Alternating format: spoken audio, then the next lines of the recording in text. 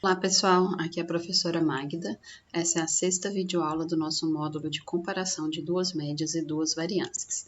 Nessa videoaula a gente vai ver a respeito do teste para duas variâncias. É um teste paramétrico e o pré-requisito é ter feito o exercício de fixação da videoaula anterior. Então a gente vai ver aqui o teste para comparar duas variâncias e é o teste F. Tá? Existem outros testes para comparar variâncias e a gente vai ver especificamente esse teste F. Esse teste ele vai ser aplicado quando as amostras forem independentes e provenientes de populações com distribuições normais. Importante frisar aqui que é independente do tamanho amostral, porque a distribuição normal ela tem que ser válida tanto para amostra pequena quanto para amostras grandes. Então, a gente vai testar hipóteses desse tipo aqui, a igualdade das variâncias populacionais, eu estou chamando de sigma 2,1 e sigma 2,2, versus a diferença ou maior ou menor. A estatística de teste, ela vai envolver a distribuição F de Fisher, e ela vai ser calculada como a razão das duas variâncias amostrais. Quando a gente viu o teste para duas médias, a estatística de teste era baseada na diferença entre as médias. Então, se essa diferença era próxima de zero, a gente não rejeitava a hipótese de igualdade. Para duas variâncias, o teste é baseado na razão das duas variâncias amostrais. Porque se esse valor aqui for muito próximo de 1, né, quer dizer que o numerador é próximo do denominador e aí a gente ficaria com a hipótese nula, não rejeita a hipótese nula. E a gente pode fazer o teste também através do intervalo de confiança. Então, o teste aqui ele vai ser de novo baseado na razão das duas variâncias. O intervalo de confiança que eu vou fazer é para a razão de sigma 2,1 e sigma 2,2.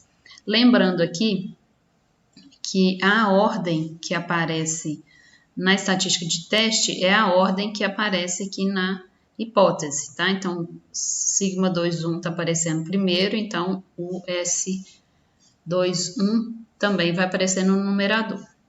E a mesma coisa aqui para o intervalo de confiança.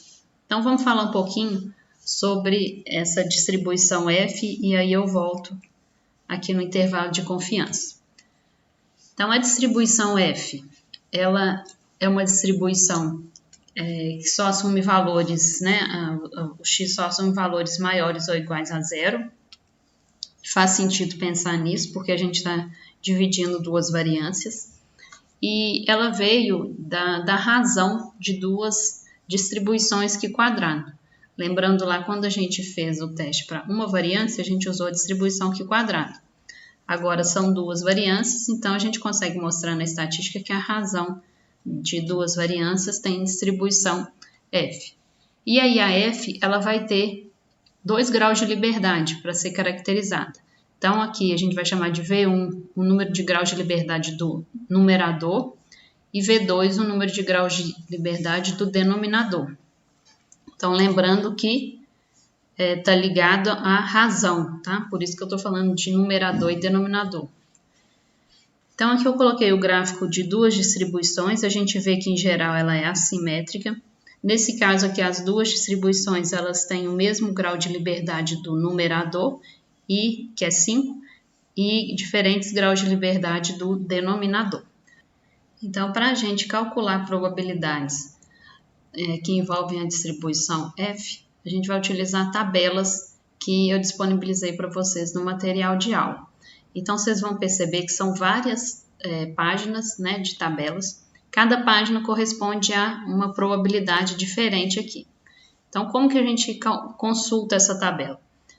A gente vai ter que ter definido o número de graus de liberdade do numerador V1 e o número de graus de liberdade do denominador, que é V2.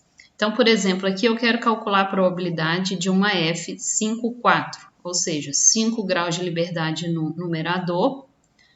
Eu vou olhar na coluna 5, 4 graus de liberdade do denominador. Então, eu quero a probabilidade dessa distribuição, dessa variável com distribuição F, ser maior do que 6,256, que é esse que eu circulei aqui. E aí, como eu encontrei na tabela dos 5%, essa probabilidade vai ser 5%. Então, na prática, a gente não sabe em qual tabela que a gente vai ter que olhar. Eu vou ter que olhar lá em várias tabelas, os 5, 4, até encontrar um valor próximo de 6,256, e aí eu vou ver em qual tabela que isso foi encontrado. Então, lembrando que essa probabilidade ela é referente à área à direita dos valores fornecidos aqui no corpo da tabela. Então, voltando aqui no intervalo de confiança e na estatística de teste, quando eu calculo a estatística de teste dessa forma, a gente tem a distribuição de referência F, N1 menos 1, N2 menos 2, ou seja, o número de graus de liberdade do numerador é N1 menos 1 e o número de graus de liberdade do denominador é o N2 menos 2. Então, para calcular o intervalo de confiança para a razão de duas variâncias, eu vou utilizar a distribuição F, né? Então, eu vou calcular aqui a razão das variâncias amostrais, e esses dois valores que aparecem aqui, eles são referentes lá à distribuição F que a gente encontrou na tabela. Então, o F de 1 menos alfa sobre 2 indica que a probabilidade da minha distribuição F ser maior do que esse valor aqui é 1 menos alfa sobre 2. E do lado de cá, a probabilidade da F ser maior do que esse valor aqui vai ser alfa sobre 2. Então, naturalmente, esse segundo valor aqui, ele vai ser maior do que o primeiro. Então, como que eu faço para calcular o valor P nesse teste F de comparação de duas variâncias? Então, vamos para o primeiro caso aqui, que é quando eu quero verificar se o sigma 2,1 é menor do que o sigma 2,2. Em geral, a minha estatística de teste, nesse caso, ela vai dar menor que 1. Por quê? Se eu estou testando se o sigma 2,1 é menor que o sigma 2,2, já é esperado que a variância amostral, que é o S21, ela vai ser menor que o S22. E aí eu quero ver se é muito menor a ponto de eu rejeitar a hipótese nula. Então, como o S21 vai ser menor que o S22, a F0, que é a razão das duas, ela vai ser menor que 1, tá? O numerador vai ser menor que o denominador. Então, consequentemente, esse F ele vai estar aqui bem próximo de 0, tá? Entre 0 e 1. E o valor P, então, ele vai ser essa área aqui à esquerda da F0.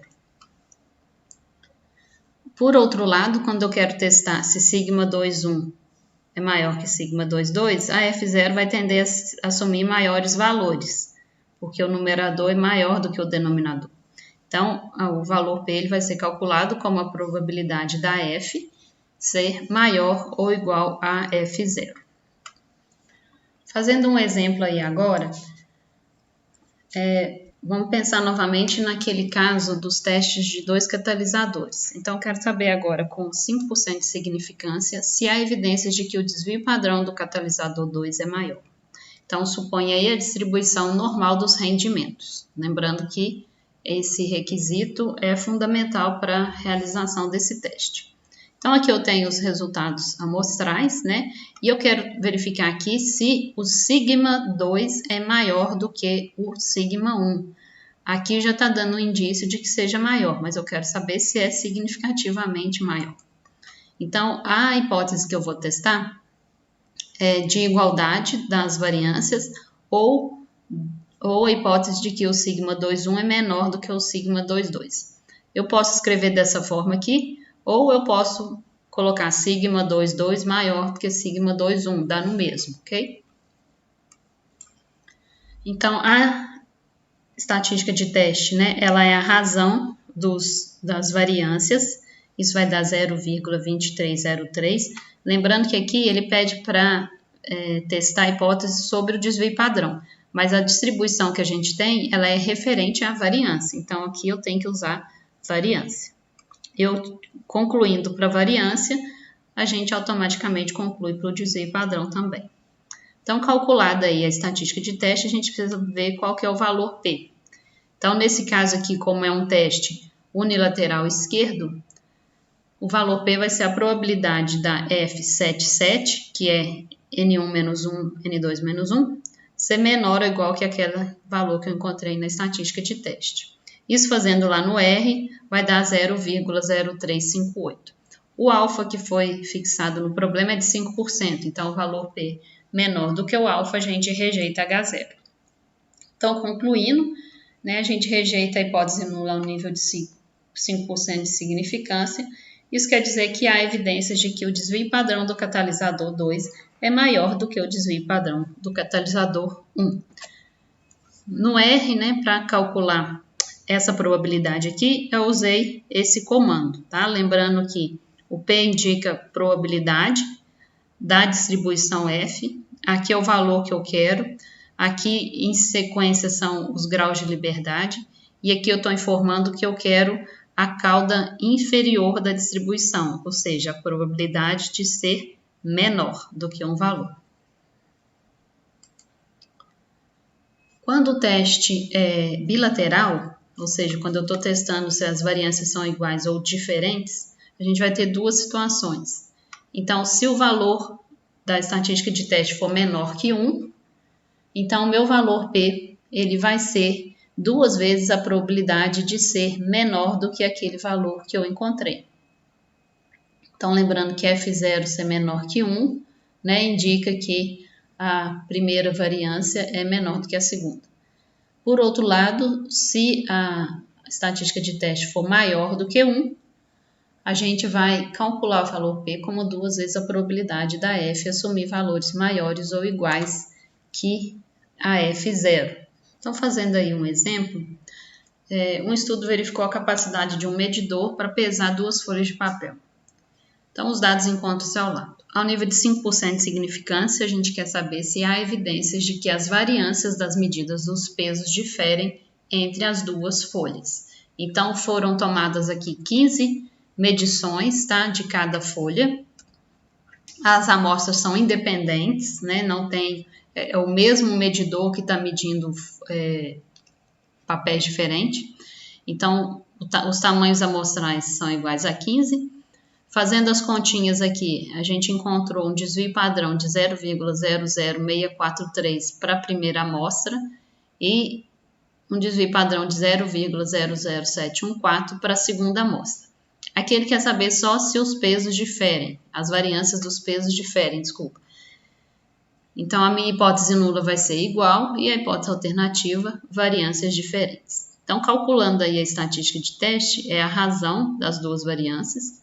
Então, fazendo as continhas dá 0,8111.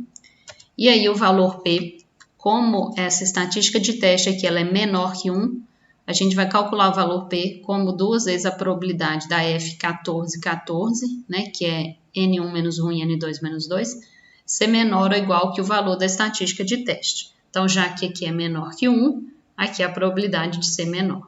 Isso vai dar, fazendo lá no R, 0,7007, que é maior do que o alfa que foi fixado, que é de 5%.